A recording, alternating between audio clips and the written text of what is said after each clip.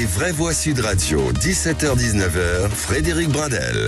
Attention, là encore, ça va palabrer, il y a du débat. Vous êtes en train de réagir sur le compte X de Sud Radio au 0826 300 300. Vous n'hésitez pas. Dans un instant, c'est le coup de projecteur avec nos vraies voix ce soir. Philippe Bouriaki, Madi Saïdi et William Tay. Les vraies voix Sud Radio, le coup de projecteur des vraies voix. Le fil rouge sur le bouton rouge, le fil vert sur le bouton vert. Cette réplique vieille comme le cinéma, immortalisée dans Où est passée la 7e compagnie, pourrait être déclinée dans notre quotidien du nouveau monde. Et de cette manière, le plastique dans la poubelle jaune, le verre dans la poubelle verte. Ça se mémorise, hein. Voilà. Oui, et puis depuis hier, le 1er janvier 2024, le compost dans la poubelle marron. Pour certains, ça fait beaucoup. Pour d'autres, au vu de l'état de nos rues, ce n'est pas encore mémorisé. La question compost, hashtag collectivité locale. Les Français sont-ils prêts à respecter les obligations du tri sélectif? Pour l'instant, vous dites non à 83%. On a bien compris le problème. Nous allons recevoir Isabelle Lacour, donc fondatrice de Lincoln, entreprise de valorisation des biodéchets en compost. Bonsoir Isabelle Lacour. Bonsoir. Bon, on a déjà une question parce qu'on va débattre, hein, mais nous voulons absolument nous appuyer sur votre savoir. Vous nous rappelez donc qu'à partir du 1er janvier, c'était hier, la France se met en conformité avec le droit européen et la loi anti-gaspillage de 2020. Et donc, ça veut dire trier les biodéchets, c'est ça? Oui, absolument. C'est ça. Tous les biodéchets doivent être triés pour être valorisés. Ça, c'est ce que dit la loi. Donc épluchures, coquilles d'œufs, os, viande, aliments périmés, déchets verts. Oui, exactement. Les déchets verts, les déchets de jardin et après tous les déchets alimentaires de nos poubelles. Donc il y en avait une partie qu'on avait l'habitude de mettre dans notre composteur, tous les déchets végétaux, mais maintenant il faut aller plus loin. Tous les restes alimentaires, de plats, les restes carnés, poissons, tout doit absolument être trié pour être valorisé. Alors je vous ai ramené les coquilles d'huîtres, hein, si vous voulez aussi des petits cendriers. Bon, non, ça c'est le Père Noël est une ordure. Bon, moi ça représente 30% des contenus des poubelles des Français quand même. C'est considérable. Qu'est-ce qu'on fait de ce compost précisément, Isabelle Lacour? Le compost doit retourner dans le sol.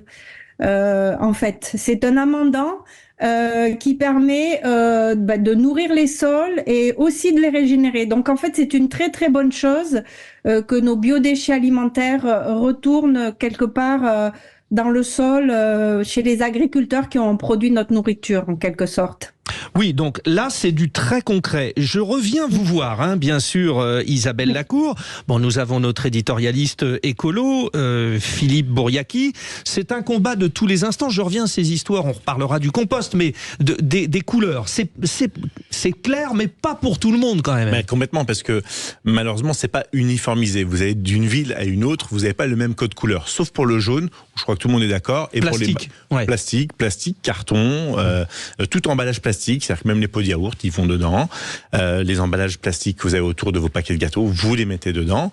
Et donc, forcément, lorsque vous passez à une ville où vous avez le bac gris pour les ordures ménagères, dans une autre ville, ça sera un bac bleu. Donc, il faut premièrement que ça soit uniformisé partout en France. Parce que quand vous vous déplacez en vacances ou chez des amis, vous pouvez aussi être amené à jeter vos déchets.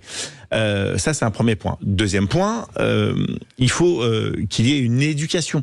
Et ça commence par les centres de loisirs, ça commence par les écoles, parce qu'il y aura une génération qui va se sacrifier avant de percuter. Quelqu'un qui a 50 ans aujourd'hui, qui a toujours jeté dans la poubelle grise les déchets biodégradables, vous n'allez pas le faire changer. Ouais. Si chez lui, en plus, tout le monde le fait, y compris les enfants, là, mécaniquement, il va le faire. On pense à celui qui a bu du vin, hein, qui a fini sa bouteille de vin, il voit plus la bonne couleur, en plus, et il jette le verre dans le plastique. Il finit pas la bouteille de vin. C'est au mois de janvier. Bon, et alors, on parlait d'éducation, mais Madi Saïdi, pensons aussi à l'accès. C'est-à-dire que quand on a sa maison, on gère ses poubelles, mais on habite, imaginons, dans un immeuble de 15 étages, c'est tout le monde la même. Comment font aujourd'hui les habitants? Ils font pas. Voilà. La vérité, c'est qu'ils font pas. Ouais. C'est tellement pas clair, c'est tellement mal fait en fonction de là où vous habitez. Vous soyez dans une grande ville ou dans une petite ville, en fonction du type de logement que vous avez. Si vous êtes dans le privé, en général, c'est des poubelles dans la cour, donc là, on se débrouille. Parfois, dans certaines cités HLM, c'est des espèces de compost qui sont dehors. Donc c'est pas trié. Et puis il y a aussi une réalité sociale. Il y a beaucoup de gens qui vont pas eux-mêmes dans les poubelles. Et ça, je pense notamment dans certaines banlieues, dans certaines cités HLM, ils filent le sac au gamin. Le gamin, il le prend, il le balance n'importe où, il s'en va. Parfois le sac n'arrive même pas dans la poubelle. Donc je pense qu'il y a un vrai travail à faire en termes d'éducation, mais pas seulement c'est les enfants, parce qu'effectivement les enfants, oui, c'est eux l'avenir, c'est eux qui le feront, mais aujourd'hui ceux qui ont en charge les ménages, c'est les adultes. Et je pense que c'est ceux-là aussi qu'il faut éduquer, qu'il faut aider. Moi, je suis pas la plus écolo du monde, mais j'essaie de trier. Mais je vous avouerai que cette histoire de poubelle marron, je me dis, mais ça va me faire chier encore. Il y a encore un truc en plus que vous avez dit un gros mot, là. Oui, ça m'arrive de temps en temps. Ah, ça peut. Ça m'agace. Et c'est vrai que c'est pas simple. Avant de retourner vers Isabelle Lacour, vous qui êtes jeune, William Tay, je ne comprends pas cette génération. Je le suis un peu moins. Aujourd'hui, vous m'avez fait souhaiter mon anniversaire. Ça veut dire que j'ai encore pris une année. Non, un petit peu plus. Mais on a l'impression que cette génération est super alertée sur les problèmes de préservation de la planète. Donc certains sont hyper précis et d'autres, en revanche, combien il y a de sacs de fast-food. Alors je tairai les marques, mais on voit ça et ça. Ou alors, vous savez, les petites bombes là de gaz hilarant là. Combien moi je suis cycliste, j'en vois. J'ai l'impression que cette génération, c'est tout l'un tout l'autre, non, William? En fait, c'est pas une génération, il n'y a pas une génération, il y a une partie de la génération qui est très engagée sur les questions environnementales. On le voit notamment, c'est des populations qui sont urbaines, qui ont fait principalement des grandes écoles, qui sont très tournées sur les questions écologiques. Il y a une population beaucoup plus rurale, beaucoup plus paupérisée, qui eux sont beaucoup plus centrés sur la question de la fin du mois que sur la question de la fin de la planète. Juste après, pour revenir sur... C'est plus rural parce qu'il y a aussi des urbains, hein. Enfin bon... Non, mais c'est plutôt des gens qui sont moins diplômés, en clair. Le clivage est plutôt lié sur la question du diplôme, principalement. Mais surtout, il y a une chose qui rejoint toute la génération, c'est que c'est une génération qui est très libérale sur le plan individuel et sur le plan sociétal, donc qui pense que chacun fait comme chez soi. Et en fait, chacun fait comme il veut, c'est plutôt son propre désir, sa propre liberté. La question, c'est comment faire pour provoquer un effort qui est collectif. Et une grande partie de cette génération, comme une grande partie des Français, ne supporte pas ce qu'on appelle aujourd'hui l'écologie qui est punitive. Ça veut dire qu'on vous force à faire quelque chose, et surtout, les gens ne comprennent pas pourquoi est-ce que eux devraient faire des efforts, surtout que ça coûte plus cher à une partie de la population qu'à d'autres, surtout quand les efforts sont mal répartis. Et je pense que c'est pour ça que, notamment lorsque vous parlez des fast-food, c'est ce que disait Odile Madissaï, c'est une population qui est plutôt, qui n'a pas les mêmes classes sociales, etc. Donc forcément, qui ont plus d'efforts à fournir pour les efforts écologiques qu'une classe urbaine, métropolisée et beaucoup plus diplômée. C'est plutôt ça la question des enjeux. Je pense que sur ce point, sur la question du tri... J'allais vous dire, mais vous savez, il y a la haute bourgeoisie qui jette ses déchets, mais c'est vrai qu'ils n'ont pas toujours des diplômes. Hein. Voilà. Mais pour répondre à votre point, moi je pense que là, la question du tri, tout le monde peut s'y plier parce que ça ne demande pas un grand effort. Une fois que vous le faites une fois, c'est à peu près plié assez rapidement. Et surtout, c'est utile pour l'ensemble des choses, notamment l'économie circulaire. Question à Isabelle Lacour, je le rappelle, fondatrice de Linken, entreprise de valorisation des biodéchets en compost. Isabelle Lacour, à cette occasion donc du 1er janvier, on a essayé de faire, enfin je dis on, c'est-à-dire la presse a rendu compte des municipalités qui ont déjà mis en place. Il n'y a qu'une centaine de municipalités, alors on a entendu Pau, Bordeaux, Clermont-Ferrand, Lille, Lorient. Là aussi, tout le monde n'y va pas à la même vitesse, hein, Isabelle Lacour. Oui, tout à fait. En fait, je pense que la loi a pris un peu de court les collectivités. C'est elles qui ont en réalité la responsabilité d'organiser le tri et surtout d'organiser la valorisation des biodéchets. Une des caractéristiques des biodéchets par rapport à tous les autres déchets qu'on a dans nos poubelles, c'est qu'ils sentent mauvais. C'est les déchets qui font qu'on doit rapidement vider les poubelles. Ça pourrit, quoi. Ça pourrit. Ouais. Et il crée une certaine urgence en quelque sorte. Donc oui, il faut que les collectivités mettent en place les mesures parce que tant qu'il n'y aura pas les mesures correctes de tri, la population aura du mal à faire les choses, à moins d'avoir un compost sur place et pouvoir effectivement mettre ses biodéchets directement dedans. Est-ce que c'est ça, Isabelle Lacour, la solution finalement, c'est que chacun ait son kit poubelle, parce que au bout d'un moment, si au moment où on vide par exemple les assiettes après notre repas, on a comme on fait là, dans les fast-food d'ailleurs, ils sont pas tout mauvais hein, les fast-food, on a déjà une présélection chez soi. Ça change un peu tout, ça serait ça l'idéal, non ? En fait, chez soi, on devra avoir une poubelle bio, on va dire, où on met les biodéchets à l'intérieur. Et la question, c'est cette poubelle, à quelle fréquence est faite la collecte, qu'est-ce qu'on en fait, parce qu'effectivement, on peut pas la garder indéfiniment dans sa maison. Donc tout ça, c'est les collectivités qui vont s'organiser. Et les territoires urbains, les territoires ruraux ne seront pas mis à la même enseigne, parce que la pression, la logistique de collecte ne s'organisera pas de la même manière. Ça, c'est pour des raisons également économiques. Ouais. Donc ça fait peur, hein, quand même. Ça fait peur. Alors, on voit bien tous l'enjeu. Je pense qu'on en est tous, bon, à part 2-3 idiots, mais on en est tous conscients. Fonçons au 0826 300 300. Luc Dupéreux, qui est notre auditeur fil rouge. Luc, vous y êtes mis, vous, au tri sélectif. Ça vous semble accessible ou pas ? Je crains, Frédéric, de faire partie des idiots dont vous parliez à l'instant. C'est-à-dire, attendez, vous ne pensez pas qu'il y a un enjeu sur les déchets quand même ? Une insulte personnelle. Non, Luc, pas sur les déchets, rassurez-moi. Je vous plaisante. Bon, d'accord. Frédéric, oui. Jusqu'à présent, nous avons bien ri en abordant des sujets d'une rare légèreté tout au cours de cette émission. mais là maintenant, c'est du lourd, c'est du sérieux, et je crains de plomber l'ambiance. On rigole plus. Allez-y. C'est une mesure d'importance qui était attendue et portée par un mouvement en pointe sur le sujet. Je veux parler du CSPBU.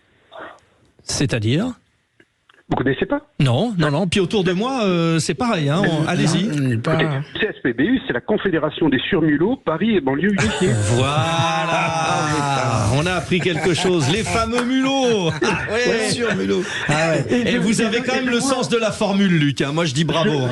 Je vois j'imagine avec gourmandise tous ces composts qui vont fleurir un peu partout, parce que votre interlocutrice tout à l'heure le disait, qu'est-ce qui va se passer dans les immeubles à Paris, les bars HLM, les machins, les ceci et cela. Hein. Moi, ça me fait penser, vous savez à quoi ? Aux uri-trottoirs.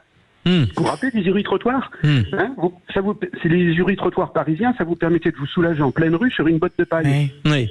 Hein, ça a duré le temps de je sais pas quoi. Et je leur ferai dit le même avenir. C'est tout. Alors je pense quand même que...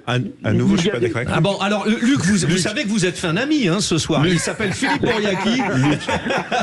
Lors d'un de mes voyages en Allemagne... Ne faites pas idiot comme certains, ça ira. Non, mais je suis persuadé que vous n'êtes pas idiot. Premièrement, je veux dire qu'en Allemagne, moi j'ai connu ça en 94, les fameux composts collectifs alimentaires. Et puis en regardant sur le X de Sud Radio, à la campagne, mais c'est quelque chose de courant, et on le fait dans son jardin, le compost. Donc c'est la campagne. Ouais. Mais même en ville, moi, c'est ce que Maïdi aussi disait. Munich, je connais ça depuis 94, et on n'est pas plus idiot que les Munichois. Vous allez à Munich en vacances En 94. Oui, d'accord. Oui, mais il y a un super musée de BMW. Monsieur est intellectuel en plus. Non mais Isabelle Lacour, Luc, on l'a entendu, a beaucoup d'esprit. C'est un vrai plaisir de l'avoir avec nous ce soir. Mais derrière tout ça, il pose la vraie question, quoi. Est-ce que concrètement, je vous ai un petit peu posé la question, mais j'aimerais qu'on aille plus loin. Il faut être plus dirigiste avec les collectivités locales. Est-ce que aujourd'hui, il faut un grand plan national et on oblige tout le monde à faire en fonction de la conjoncture et de la situation géographique ? Alors, tout le monde, de toute manière, toutes les collectivités ont l'obligation de faire quelque chose. Et je pense que, vu la disparité des territoires, c'est important que chacun puisse adapter les solutions par rapport au contexte de son propre territoire, à l'intérieur même d'un département. Vous savez, le gros impact de la valorisation des biodéchets en compost, c'est le transport, c'est la logistique.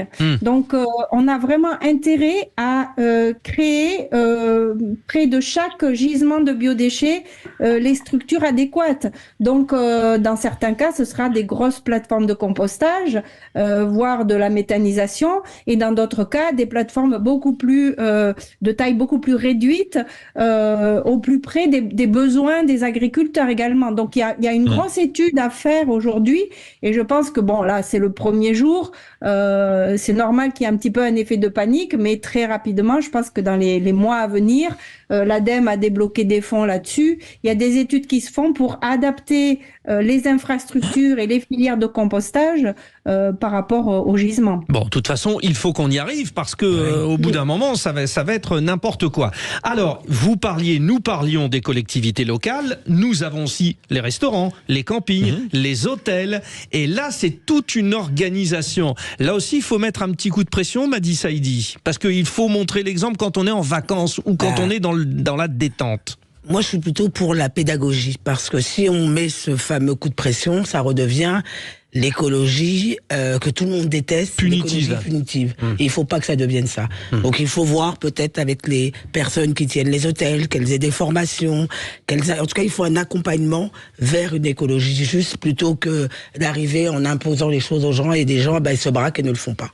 Bon, on titille un petit peu nos concitoyens, titillons-nous d'ailleurs, hein, ça peut aussi le faire, William Tay. Est-ce qu'on est prêt aussi à faire un peu œuvre de civisme? J'ai l'impression que, par exemple, les déchetteries sauvages, il y en a partout. Il y a aussi cette culture. Alors, nous ne sommes pas les pires, hein, pour avoir beaucoup voyagé, honnêtement. Les Français ne sont pas les pires, mais quand même, on n'est pas les meilleurs. Hein. Non, mais on se demandait si les Français pouvaient survivre à je sais pas combien de confinements on l'a fait.